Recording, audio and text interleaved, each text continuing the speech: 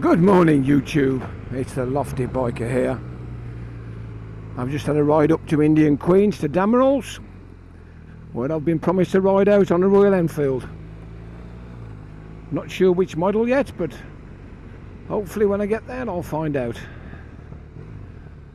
Here we are, let's go and have a word with Mark. Okay folks, here we are inside the showroom. So, on the right we have the Interceptor 650, on the left with the one I've just taken out, the GT Continental. So from here, if you look, there's the foot pegs down low, the bar's quite low, and as you come across, the Interceptor's a whole different kettle of fish. Foot pegs much more forward, higher bars. As I said before, the clocks, everything are the same. You've just got this taller braced bar.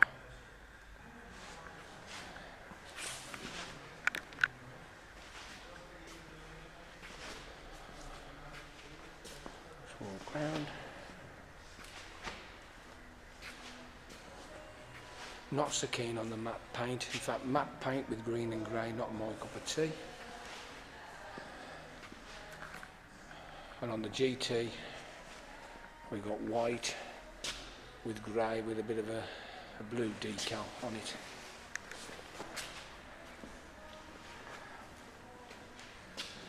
So there you have the front view. I'll just go across. And there's the front view. £6 grand. £6 grand on the road. Unbelievable.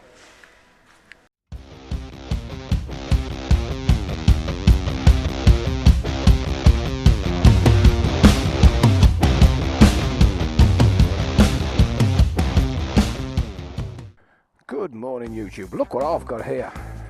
Let's give this baby a bit of a spanking. Royal Enfield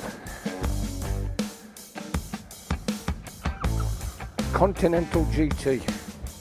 But after going out on the Himalayan, this does sound very quiet.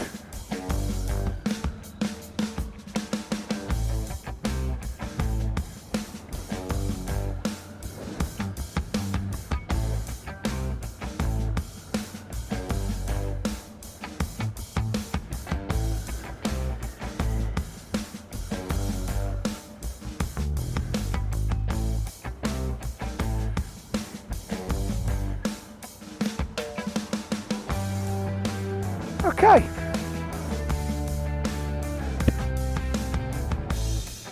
Continental GT.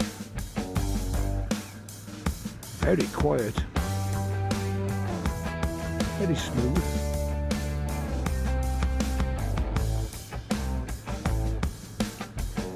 I can't see a gear indicator.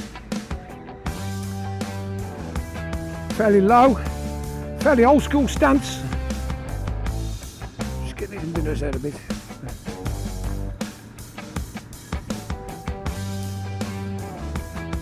This bike is so smooth. I suppose after taking out the Himalayan, which is a little plodder, this twin feels so much smoother. The indicator's a bit sticky. It's a brand new bike, of course.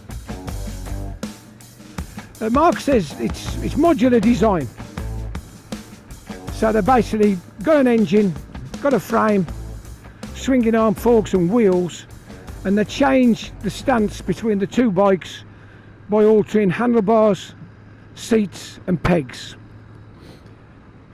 On this one, the Continental GT, the bars are old style, clip-on style. I'll just drop my head so as you can see. Quite good looking really. Seats a bit benchy, but it's okay. Brakes feel fine, first impressions. Little bit of fork dive. We're out. It definitely doesn't feel as roomy as the Himalayan, and it is quite risky for a big bloke like me.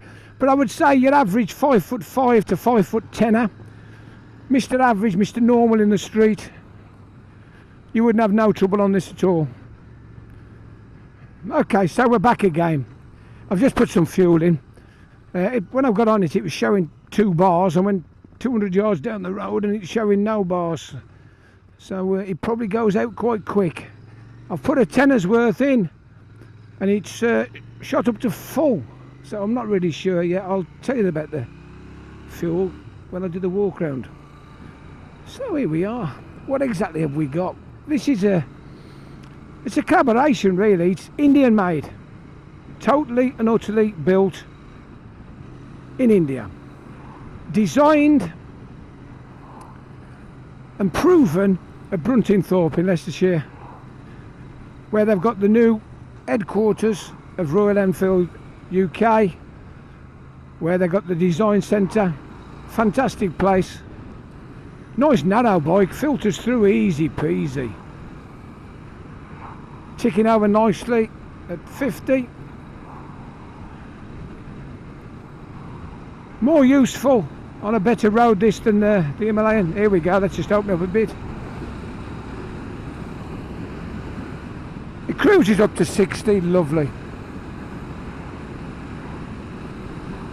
Proper old-fashioned riding. It feels like I'm on my old A10 Rocket Gold Star. Plenty of wind blast on the chest. Plenty of lift on the arms. You don't actually feel the bike being heavy on the wrist, because you've got quite a lot of lift, especially at 60. There's quite a lot of lift. Yeah, it's nice. I do like this.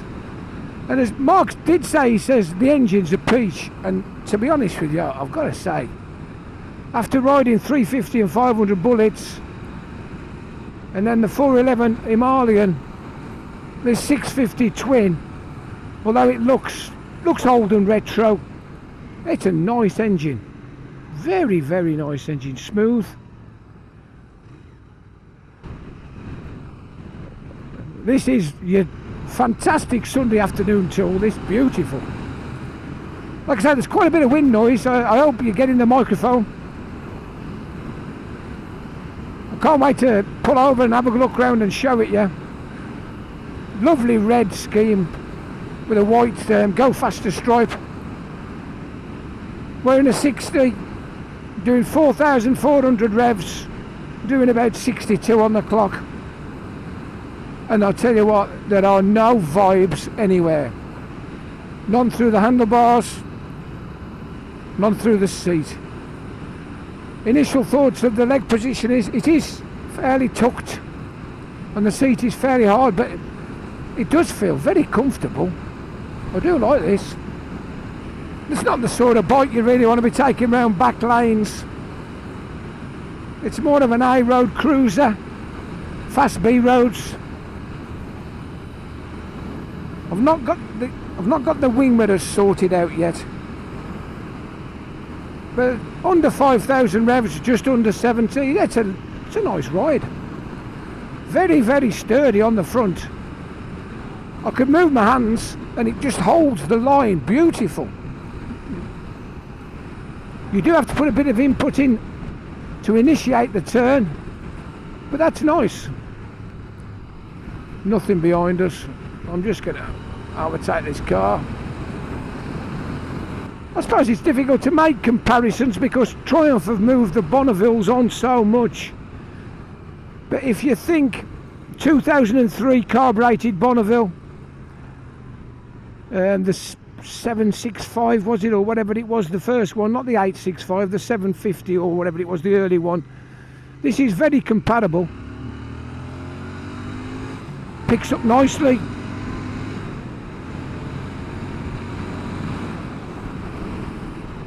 It's around 45, 46 brake horsepower, which is very, very similar to the Kawasaki W650, whatever it was, and the Bonneville 750. Very comparable. But it's the price. These things are so much cheaper. Okay, they're made in India. Some of the metal they've used might not be to the same grade quality of what Triumph are using, but I can't really see the difference between something made and assembled in Thailand or something made and assembled in India. They're not stupid, they use their own technicians, but they train the locals up. Yeah, this is quite a fun ride, to be fair. It's quite easy to ride at the legal posted limits. You're not pushing the engine, you're not over revving it or thrashing it. It picks up lovely.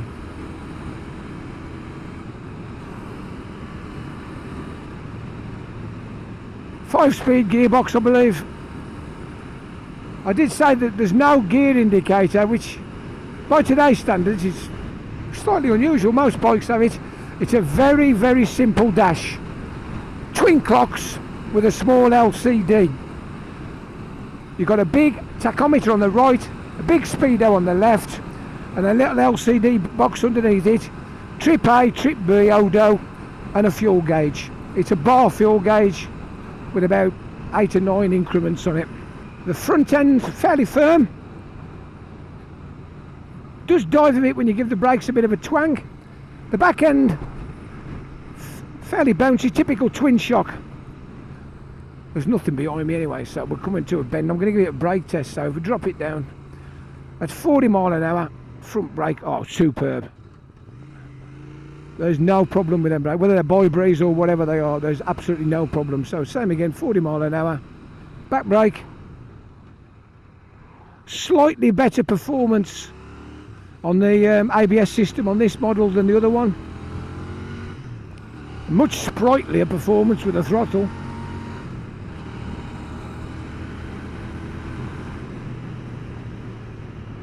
Yeah, it's got good brakes. Well, when I say good brakes, everything's relative, isn't it? You're talking about a sub 50 brake horsepower motorcycle. Although it looks like it's a go faster, cafe racer, it's a 650 twin. It's nice. I've got to find somewhere to pull over and we'll have a little walk around. I'm looking forward to showing you, like I say. No overtake on. See, that's the difference. When you're on the Himalayan, you don't even think about going in for overtakes. It's just not in. It's not in the ball game really. But this, you can have some fun. Here we go. Junction's clear. There's a definite amount of go between 5,000 and 6,000 revs. Not much exhaust noise. They look nice, big chrome pipes, pea shooter styles, shotguns, but there's very little engine noise. There's very little exhaust note. I can hear the induction, I can hear the engine, but not much out the back at all. A little bit more on the overrun, but then again, not everybody wants loud exhausts. But I do think these old cafe racers, part of the look and the experience, if you like, is to relive the 50s. If you took this bike back to the 50s, it'd absolutely annihilate most things, especially reliability, but even brakes. These brakes are in a different league to what we used to have back on the 50s and 60s bikes.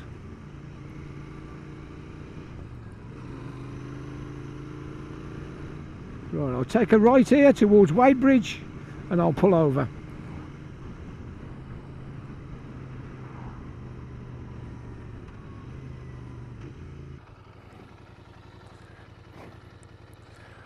Okay, here we are. So it stands just underneath the foot peg, but it's easy enough to get to. Let's have a walk round. Good morning YouTube, it's the Lofty Biker here. Just popped up to Damerells again. Mark's lent me another bike. This one is a bit of a tasty beast. It's the Continental GT from Royal Enfield. Let's just spin the camera around and show it you.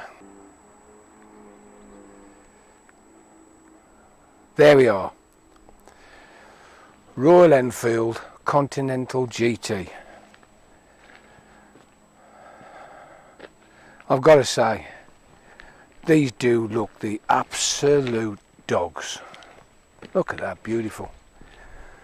Red, white pinstripe, black decals, nice, silver engine with a black barrel. Absolutely drop dead gorgeous. So what is this? This is the Continental GT. Starts at £6,099. £6,000. Unbelievable. 648 cc. Air cooled, part oil cooled. 47 brake horsepower at 7,150 revs. And it's around 38 foot-pound at 5,150. Twin cylinder, 4 valve. That's 2 valves per cylinder. It's got a 6-speed box. I thought it was a 5, but it's a 6. Like I said, there's no indicator. 212 kilos wet. Seat height 820. The petrol tank holds 12.5 litres with a 3 litre reserve. Twin clocks, LCD, top speed of 101 mile per hour. It is a fuel injected model. It's very modern in old clothes. See if we can have a look at the dash. Here we come. Bring it down a bit. There you go. Pretty good really. So you got your ignition, steering lock, clocks, old style Monza cap, lift the flap, put your key in. On the left side, pretty standard wear, we got lights high and low, indicator, horn button and a flasher. On the right, kill switch and very easy push button start. We got twin shocks with piggybacks on, twin downpipes, twin exhausts, single brakes front and back. Nice big disc on the front. I believe these are By Mark brakes, and you've got the fender extender already on to protect the engine and the oil filler cap. In general, a very, very good looking machine. When you look at it, it doesn't actually look like the clip-ons. You can make them a bit more severe. There's about 3 inches between the actual top yoke and the headlight nacelle holder, where you could drop them down if you wished. But have a look. Yes, I like it. In fact, I'm going to get my helmet on now. I'm going to take it for another ride. I'll see you in a moment with the helmet on. Okay, I hope you enjoyed the walk round. A bike of little stats really. Little price, little cc, little power, little torque. What a cracking little bike. To be honest, if you've got something big in the garage, like a GS or something you go touring on, and you wanted a second bite, have a bit of a razz around on, this is great.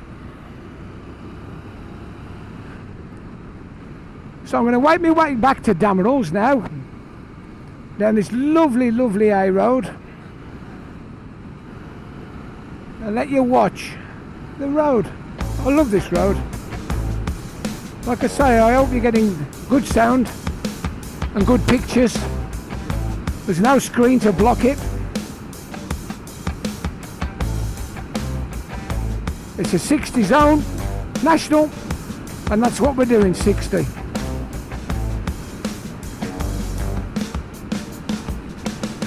I often play a little game with myself when I'm testing bikes out. When I get to a national, I try to maintain the national speed limit on the machine all the time. And it gives you a good way of comparing bikes. Here we go. Drop a couple of cogs, no brakes. I don't know whether it was the tyres or it was me. It's they are new tyres, they've not been scrubbed in. It felt like it dropped in and then sort of like slipped in slightly, so I'm not 100% certain, but we'll find out.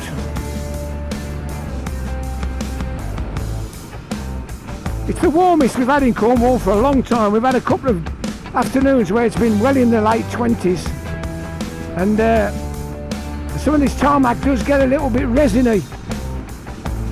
You tend to get the weather, especially where they've top dressed and the top dressings wore away, you get like the black tar resin underneath, and it can feel a little bit sketchy sometimes, and you do notice it more when it's hot. Here we go, let's try the left hand side of the tyre. Oh, he's slowing up a bit too much to have fun. I'm not sure whether it's the tyres or the steering actually.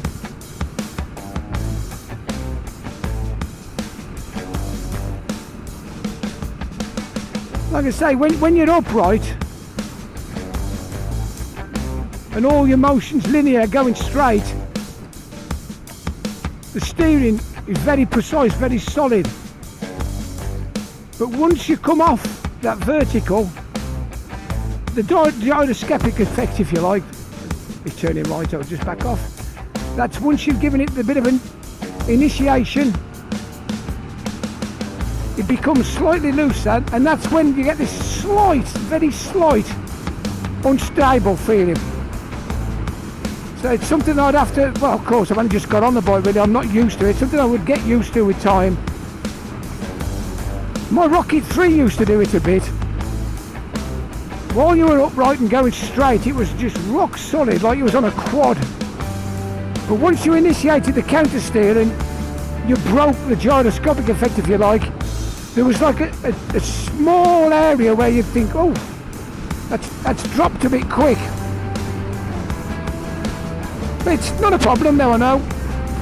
Yeah, 70 mile an hour, all on the clock. I know I'm not really doing 70. Most of these clocks overread by a minimum 10%. You're still doing less than 6,000 revs. I do really like the feeling of the wind on me. It's so naked and refreshing. The tank's very narrow. To grip the bike with your knees, you have to make a conscious effort to bring your adductors in and clench out of it. It's not too bad. So we'll have a bit of a blast down the B lane and then we'll take it back. So we're taking the B3274, the St Austell roll via Roach, which starts off a bit nadgery and then gradually gets a little bit better. Slow speed manoeuvring, superb. Clutch is light.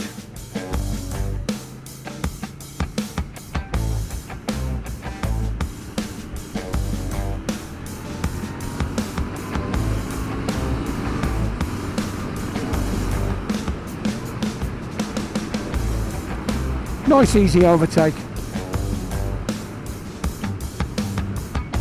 So here it is, it's going to tighten up a bit now, so bit of brakes, drop it in.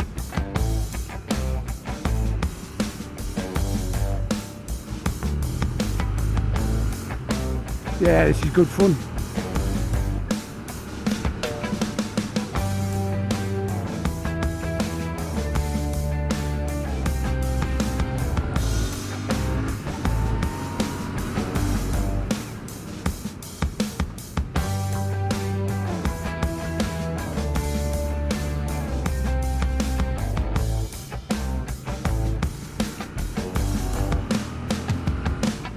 Yeah, lovely bike this. Be interested to see the difference, the actual seating difference between this and the Interceptor. This does give you that feeling of cafe racer, like I said before. And it does make you want to be a little bit naughtier, throw it about a bit more, build the revs, build the speed. Knowing that you've got some decent brakes to back it up, it's lovely. Got to be careful here, there's a hidden left turn. There it is. I had one come out on me there the one day. Frightened me to death. You'd see, like I was saying about doing 60 in a 60, it's easy, effortlessly. Thank you, mate. I've got a chance to nip past here. There we go. Yeah, the pickup's nice, isn't it? Well, if you're in the market for a retro and you think 11 grand's too much for a Triumph, which I do, 11 grand for a Triumph. You know, whether you have the 800 Triumph or the 1200 Triumph, you're going to have more technology, you're going to have more power, more of everything. But one important thing is you're going to have a lot more in price. You can near enough buy two of these. In fact, you could have a GT and an Interceptor for a Bonneville 1200. It don't bear thinking about, does it?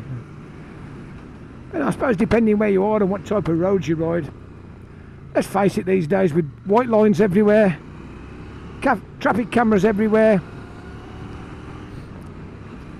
the emerging 50 mile an hour zone which they've invented themselves. These are the sort of bikes where you can give it a bit of thrash and nobody's going to bother you. The old bill ain't going to worry you, because the fastest you're going to be going 65, 70 and having a whale of a time doing it. I do like this on the overrun, it sounds beautiful. There we go, drop into a 30. See, when you're only doing 60 mile an hour, dropping into a 30 is easy. It's less than a second. I've got to say it again, considering the actual stance, the riding stance, it don't feel a lot different to my RS, to be fair. It's nimbler. Oh God, it's so much nimbler than my RS because it's so much lighter. But it's very similar. More like a sports tourer than a sports bike.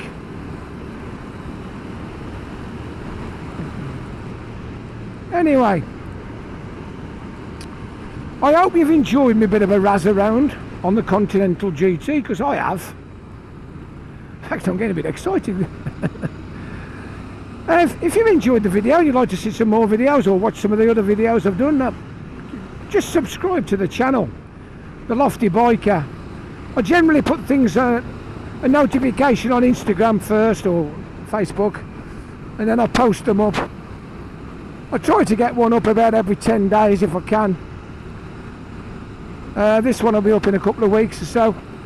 So if you've enjoyed it and you'd like to see more, just subscribe, click the like button, and once again I'd like to say thank you very much to Damerells, multi-franchise dealer in Indian Queens in Cornwall, for lending me the Royal Enfield Continental GT. So it's the Lofty Biker saying ta-da for now. Ta-da.